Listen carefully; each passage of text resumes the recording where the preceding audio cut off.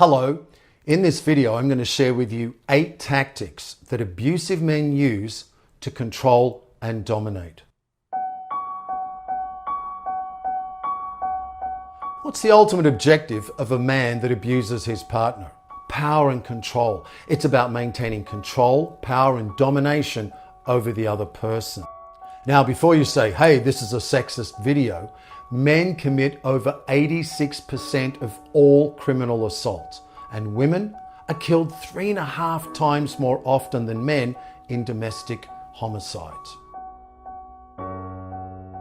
Here's the first abusive tactic: coercion and threats. This is about power and control by creating intense fear. Making and or carrying out threats to do something to hurt you. Threatening to leave you, to commit suicide, or even to report you to welfare. Making you drop criminal charges. Making you do illegal things. Driving recklessly just to frighten you. Threatening others who are important to you. And finally, stalking.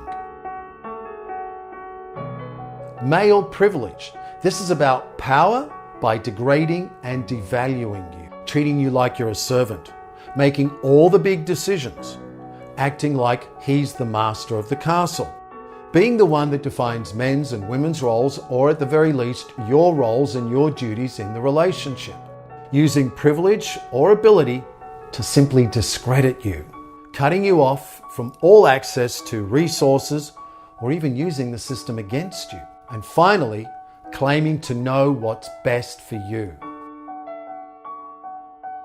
Number 3, economic abuse. This is about the denial of financial resources, preventing you from getting or even keeping a job or even getting educated, making you constantly ask for money, giving you an allowance, taking your money or interfering with your work or even your education, taking your credit cards without permission, not working and yet requiring you to provide the resources, keeping your name off joint assets, not letting you know about or even having access to family income. Number 4, using the children. This is about power and control by making you very afraid for the children, making you feel guilty about the children, using the children to relay messages, using the visitations to harass you, telling you you have no parental rights, threatening to tell your ex or the authorities to take the children away from you. Number 5, intimidation and fear. Making you afraid with certain looks, actions, or gestures. Finding ways to reinforce control. Frightening you by destroying your property, by abusing pets, displaying weapons, or simply standing in front of the door or exit so that you can't get away. Number 6, emotional abuse, degrading and humiliating you.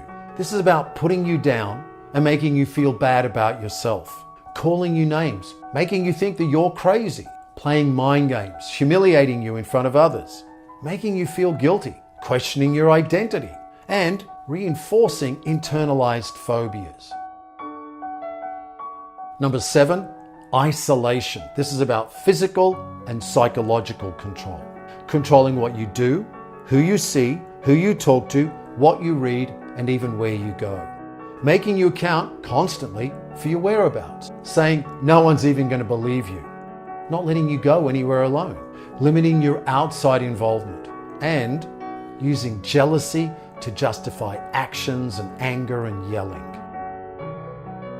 And the 8th tactic that abusive men use: minimizing, denying, blaming, and gaslighting you. This is about making light of the abuse, not taking any of your concerns seriously, saying the abuse didn't even happen, you're imagining it, or shifting responsibility for the abuse away from himself, saying it's your fault, you deserved it, or accusing you of mutual abuse, saying it's just fighting, it's arguing, it's not abuse, and finally accusing you of making him abuse you.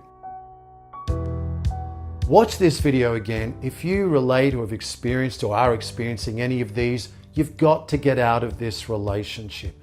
Please believe me when I say you can't change the abuser, and it's not your fault for the way he is acting. You have no control over him, and no matter what you do, he is not going to change.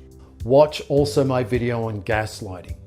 And finally, the most important thing to do, or the most important help and leverage you can use to get out of an abusive relationship, is to establish a social support network.